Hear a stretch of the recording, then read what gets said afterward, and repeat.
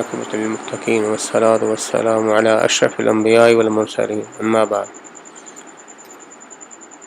فارسی زبان ایک عرصہ دراز تک بر صغیر کی سرکاری زبان کی حیثیت سے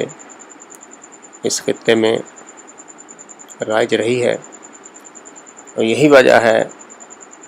کہ مسلمانوں کے اہم ترین جو ذرائع ہیں،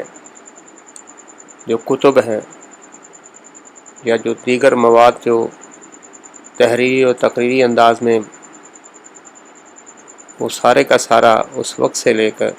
ایک خاص عرصہ تک، ایک لمبے عرصے تک فارسی زبان میں ہی ہوتا رہا ہے۔ اور اسی وجہ سے مدارس عربیہ میں، تقریباً سارے ہی مدارس عربیہ میں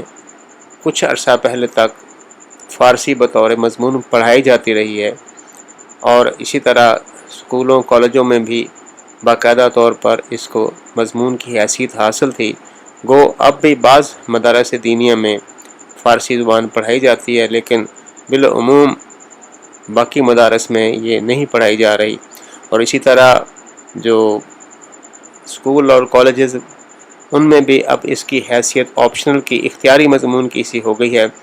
اس لیے اس کی وہ اہمیت ختم ہو گئی ہے، چونکہ اس وقت انگریزی نے اپنا غلبہ حاصل کر لیا ہے فارسی پر، بلکہ اردو پر بھی۔ اسی طرح اب اس میں خط و کتابت، اس میں کتابیں لکھنا، اس میں پڑھنا، اخبار چھپنا، رسالے چھپنا، اب وہ مفقود ہے، لیکن اس کی اہمیت اپنی جگہ موجود ہے، کیونکہ اس کے بولنے والے بہت سے ملکوں میں موجود ہیں، اور ہمارا جو پرانا دینی سرمایہ ہے وہ اس میں موجود ہے۔ اس کو سمجھنے کے لیے اگر فارسی آتی ہے تو آپ اس کو بخوبی انداز میں، بہترین انداز میں اس کو انڈرسٹینڈ کر سکتے ہیں، سمجھ سکتے ہیں، اور پھر اس کو اپنے جذبات میں اس کو لا کر اس کو ایکسپریس بھی کر سکتے ہیں، تشریح کر سکتے ہیں۔ اور اس کے ساتھ آپ کے کمیونیکیشن لیول جو ہے، جو دوسرے لوگوں کے ساتھ ہے، فارسی زبان بولنے والوں کے ساتھ ہے، ایران ہے، بحرین ہے، اسی طرح بہت سے اور ممالک جو ہیں جن میں ان کا لوگ فارسی بولنے والے موجود ہیں۔ افغانستان پورے کا پورا ہے، اس میں فارسی بھی موجود ہے اور پشتو بھی موجود ہے، اگرچہ وہاں اس کو دری کہا جاتا ہے، لیکن وہ سارا ہی اثر رسوخ، سارے الفاظ، سارا کچھ تقریباً جس کو فارسی سمجھ آتی ہے وہ دری بھی سمجھ لیتا ہے اور پڑھ بھی لیتا ہے۔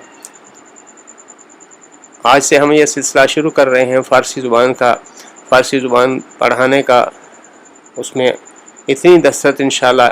اس کے اسباق کے بعد آپ کو ہو جائے گی کہ آپ کوئی بھی فارسی کتاب پڑھ سکتے ہیں۔